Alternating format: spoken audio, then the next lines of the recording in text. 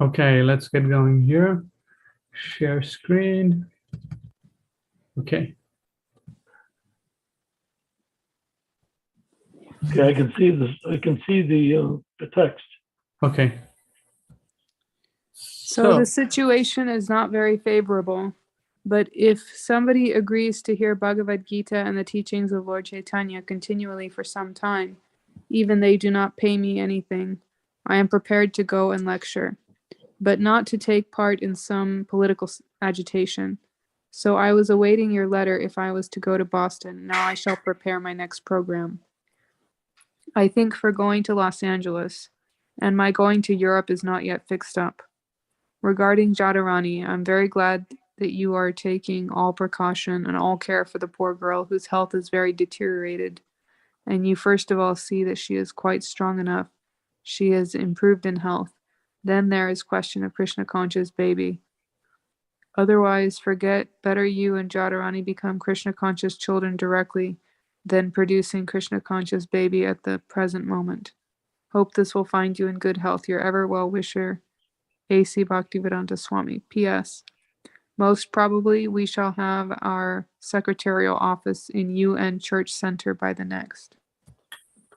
All right. So there's some very significant points that Srila Prabhupada says here. Yes. Why don't you go through it and highlight all the points that you would like to see highlighted? And of course, you can always ask me a question if you want, but you do it, okay? Yeah. Let's see here. Prabhupada makes a very significant point. Of course, although everything includes in Krishna consciousness, we do not wish to take part directly in controversial topics. Politics. Politics, yeah. Topics, why did I say topics? Well, that's Politics. happening right now, isn't it? Yeah, yeah. Everybody's saturated with the COVID and the conspiracies and the war in Ukraine, Russia. Yeah. Then he says we can take part in politics only which is sanctioned by Krishna. This political struggle by the students is a different thing. It is a reaction of the karma. Because both the opposing parties, namely the students who have taken shelter in the churches and the government force, which is coming to arrest them, both of them are on the same category. Because when there will be question of meat eating or supporting the slaughterhouse, both of them will agree. That's a very important distinction, isn't it? Yeah. So why not elaborate on it somewhat? Yeah. So people are not understanding that right now. Yeah. Basically, if the devotees have saturated themselves into a geopolitical structure where they are seeing themselves in terms of their body, their body's welfare, and how they want to chant Hare Krishna peacefully and not be bothered, but they want to take part in the world activities, they don't have the slightest clue about the points that Prabhupada is making, would you say? Yes, yes. They should stand firm, saying to the government and the people who are their supporters that if you want the world to be free of war, pestilence, and in violence, these things of slaughterhouse, meat eating, all these things need to stop immediately for the world to become peaceful. That's why Prabhupada is saying, when it's a clash. Go ahead. Yes, when it comes to these activities, no one will say no. Slaughterhouse, meat eating, intoxication, everyone is for it. So when there's reaction, whole scale reaction of wars, bombs dropping, people think, oh, this is so bad. This is actual reaction to the 4 kinds of preliminary sinful activities. And most significantly, we have the solution. I could say had, but we've never lost it. We've just abandoned it. We were given the solution by Prabhupada in this letter, as well as all of his other teachings. Yes. So if we can go and get them all to chant Hare Krishna and recognize that the problem is a unity that can only be solved by Krishna consciousness. Otherwise, it's just how to get my side of meeting and their side of meeting to get together so you can have a big barbecue. Yeah, that's the problem when dealing with not only Christians but Hindus also, who have they go on with their meat eating and intoxication, and then on Tuesdays they come to the Ramayan program and feel a pledge allegiance to Lord Ram or Lord Krishna. And they go there and they think because I'm here, Lord Ram is going to bless me. And because I'm giving donation or paying for the hall to meet in, that is going to guarantee that whatever I desire for my body and life will be given to me because I'm a good guy, because I'm worshiping Ram or Shiva or something like that. Yeah.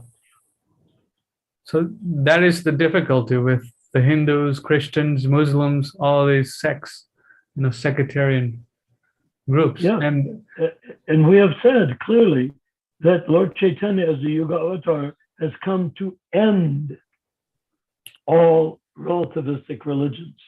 Relativistic means you're going to worship God while doing sinful things.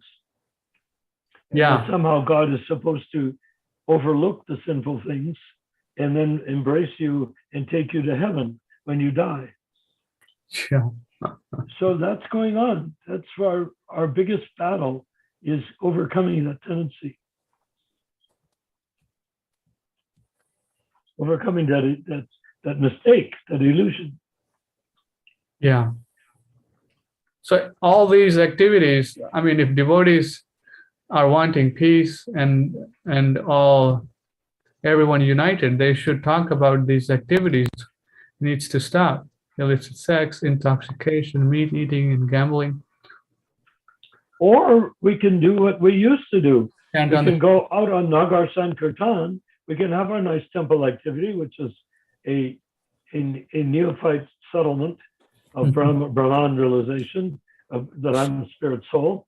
And in that place, you build your purity and strength so that when you go out in the streets chanting, it doesn't matter if they're eating meat or not eating meat. We're not trying to get them to join us. We're trying to bestow the holy name into their hearing.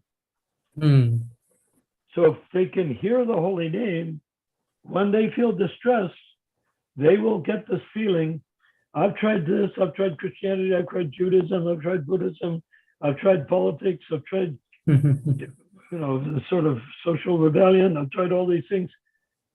What if I try Krishna consciousness?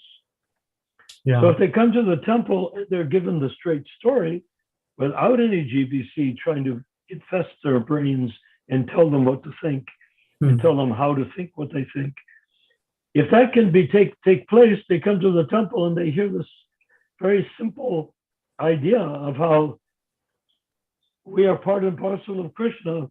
We need to have no connection with the activities of this material world per se. And if we develop a relationship with Krishna, all the bodily affairs of this material world will become nice. They'll become pious. But not that we are going to keep on eating meat and then it's going to be nice by chanting Hare Krishna. Right. That makes sense? Yeah. So all of the world's problem is because people are committing sinful activities. This is that's been going on since time began. Yeah. So. And what about the animals like wolves and dogs eating meat? They will advance up to the animal chain, but when they come to human being, they can't continue like that. They have to become free from that. Yeah, because they've otherwise they will go back down again. Yeah. So think like a dog, eat like a dog, become a dog. Yeah, exactly. So that's the problem. I've noticed. That's the problem I've noticed with dealing with Hindus. You deal with them, they're nice, but ultimately, meat eating and drinking and intoxication and these habits really. I've noticed people who eat meat and drink. Meat eating means drinking, basically. And wherever there's meat eating, intoxication, these people cannot understand anything about spirituality. They will have to stop. And Prabhupada says that, that if you take a vegetarian and, try to talk to him about God and Krishna, it's a more... That's right here. But all these fighting people, they are 100% addicted to these habits. Yeah. So if they're serious of mitigating the unpalatable situation of the society, they must agree to accept Krishna consciousness. Otherwise, there's no possibility of peace in the world. And it's not just adding Krishna consciousness to their meat eating and intoxication. It means accepting Krishna consciousness that we cannot kill. Krishna loves cows. He protects cows. He's known as Govinda, the lover of cows. And then we're going to kill the cow? How we can do that? Yeah. Okay. There's no way to become Krishna conscious while killing Krishna's animal. Yes. Rupamanjari Prabhu, we'd like to hear from you. You read it, so give some explanation and realization, please.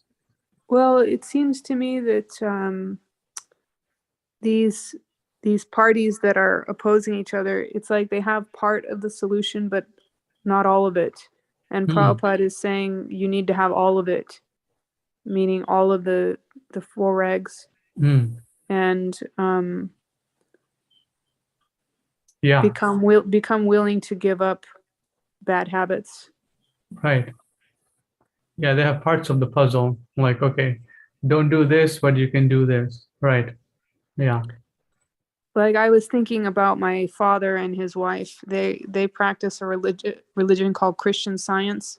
Okay. And part of the religion is not to drink alcohol, but they eat meat, and the founder didn't prohibit meat eating.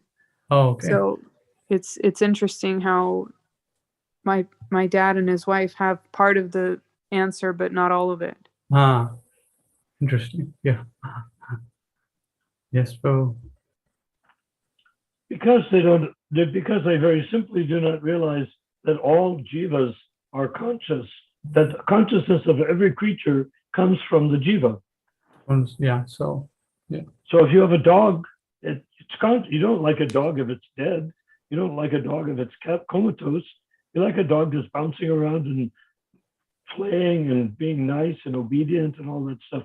All those things encourage you because the animal then is expressing so many things that are similar to what we feel.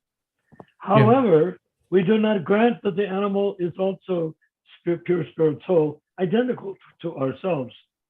Different body, same consciousness. Just the dog identifies with his body, the human identifies with his body. There's no difference. So same consciousness, you mean? So consciousness is awareness. Prabhupada said consciousness is the indicator of the soul. So whoever is conscious to a small or a large degree is conscious because they are the soul, not that they have a soul. They are the soul. Yes. They have a body. So I can have a human body. We have human bodies right now, but we can have dog bodies. We can have pigeon bodies. We can have parrot bodies. We can have germ bodies. So consciousness is the same, but the realizations are different, right? A human being who's practicing Krishna consciousness, their understanding and realizations, even though both the dog. The person practicing Krishna consciousness will not distinguish between the animal and the human. Yes. They will treat them all. Just like when Prabhupada said, do you see that ant, in that first conversation? Yeah. I didn't see any ant.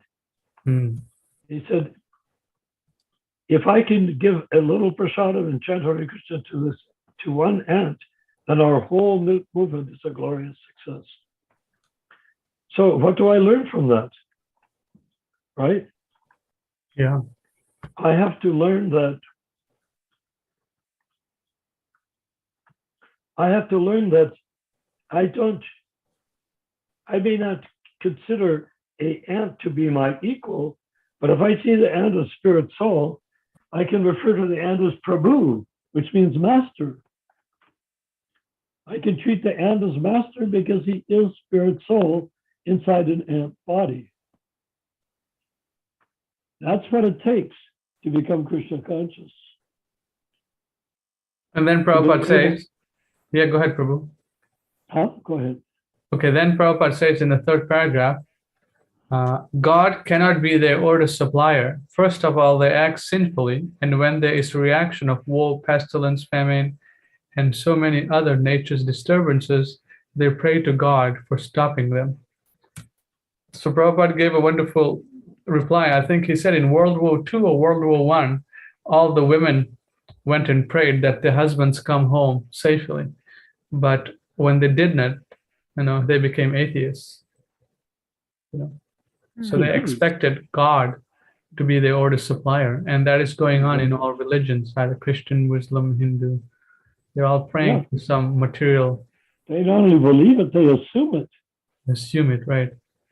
So they have any doubt that they would have that will be what will happen is considered to be a breach of faith in their particular religion. Yeah. Then Prabhupada says, this is not possible, just like a criminal first of all commits theft, burglary, debauchery, and when he is captured by the police force, if he prays to the government to stop that, that is not possible. So they are engaged in all sinful activities, and by nature's law, there must be reaction. Yeah. And then we understand that depending on the nature of the sinfulness, the degree of it, they may end up in the court of Yamaraj and actually be judged. Yes. Yeah. For what they've done. Right. It's not that it's not that it's just a belief. There is an actual reaction which they cannot imagine because the jiva in the body, supposing I have a big strong body like a boxer or wrestler or something that's an athlete, and I have that body, and then I am the jiva in that body. Well, I'm identifying with that strong body. I'm saying that's me. And if I went into some weak creature, I'd say, that's a weak creature. That's not me. I'm a strong creature. That's me, the strong creature. But they don't realize that at the end, in the court of Yamaraj, you said, how did you use your strength for? Well, you used it to make other creatures suffer. I said, well, that was because I was in charge. He said, why did you accept being in charge if it is going to cause other suffering to others? So well, that was the culture I was in. You didn't question the culture you were in.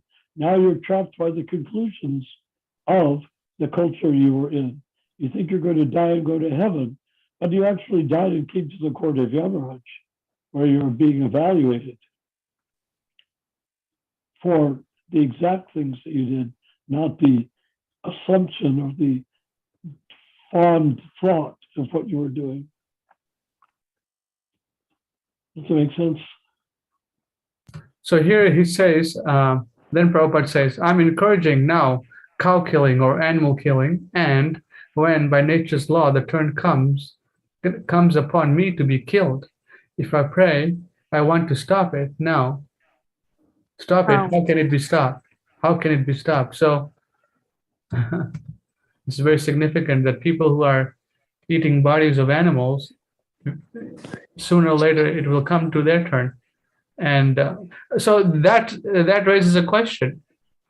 People who were meat eaters like myself in a previous, several years back, who came up to Krishna consciousness, there's reactions waiting for these activities, in seed form, you can say, right? But the beauty of the Kanishta Adhikari platform is giving that up, following four regulated principles,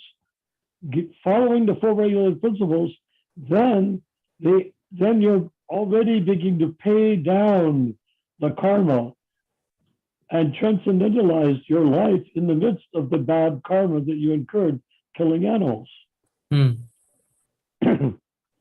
Right. Right? Yeah. So Let's see, where was I? So their process is not very genuine. They want to make God as an order supplier. They That's want to where make the God as problem order lies. supplier. Yeah. And that's what our godmothers, our fellow devotees that are being influenced by the GBC, who have been told by the GBC, oh, accept this guru and forget Prabhupada. Follow this process and forget your governing your own temple. Forget everything, and we will take care of you, just the way the Vatican takes care of all of the members of the church. Yeah. Yeah. Okay, let me just finish this out. 1 second. So God is not order supplier, he is order giver. He orders everyone to surrender unto him, and fools and rascals who do not surrender unto him, they want to order God in the form of so-called prayer. And he should ask material nature to stop her legal activities. That is not possible. So the situation is not very favorable. Yeah, Right. I commit a crime, and then I ask God, please forgive me. You know, the reactions are coming. So When it occurs in Iskcon, what happens is they say we created a temple, we live in the temple, we chant sometimes Hare Krishna outside, but the main thing is we're there for our own sake, and we're here to completely save ourselves and be saved by Krishna. So now there's a war. Why isn't Krishna protecting me? why should he protect you? Yeah, that's the problem. He said, you thought you had it all figured out. You could make Krishna your protector, your order supplier, your food wagon, who brings you things to eat, but and helps you have nice children. All of those things are certainly true, but not in such a way that you don't create an atmosphere in the culture to surrender to Krishna. I saw kirtans in the Ukraine. They were nice, mellow kirtans, but they were just running back and forth. They were gesturing with their arms. They were not following Prabhupada. Why would they expect a good result just because they're doing GBC stuff? GBC cannot protect them at the time of death. That's an interesting thing to say, isn't it? Can the GBC protect you at the time of death? No one can protect you. Yeah. The only thing that will protect you from your time of death is your relationship to Prabhupada. Yes. Well, Prabhupada's not a living guru. Well, you don't think that if you follow Prabhupada exactly in such a way that if he were there, that he'd be pleased with you, that that's not better than following some guy that's just a leftover rock and roll musician that became a guru?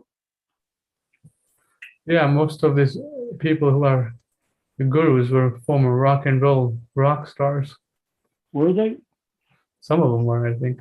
Yeah, I think some of them were, yeah. Kadamba Kanana was, I think, at one time. Who? Kadamba Kanna Swami. Who else? This B.V. Govinda, I think, was also part of a band. Yeah, I knew Kadamba early on before he left his wife and children, daughter, became a sannyasi. Yeah. But then he got implicated with women after that, I think. So the thing that,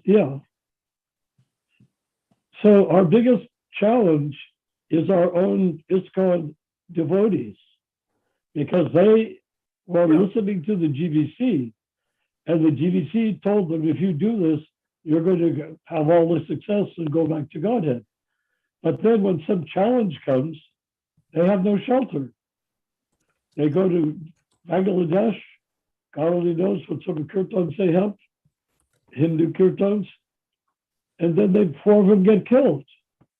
Where's the shelter? Yeah. You have to, shelter comes from surrender, and without the surrender, there is no shelter. Yeah, Prabhupada. Surrender. Oh, I surrendered to my guru. Yeah, just an encouraged guru. I surrendered to the GBC. Oh yeah, ultimate ecclesiastic authority, GBC. But they, in the same spot, they cannot protect themselves. Yeah. So we're up against a major force of what I think could be best described as a huge pool of nations. And what we need to do is to just cut, we don't need to think about the GVC. We need to cut away and just continue preaching for Prabhupada and Iskcon.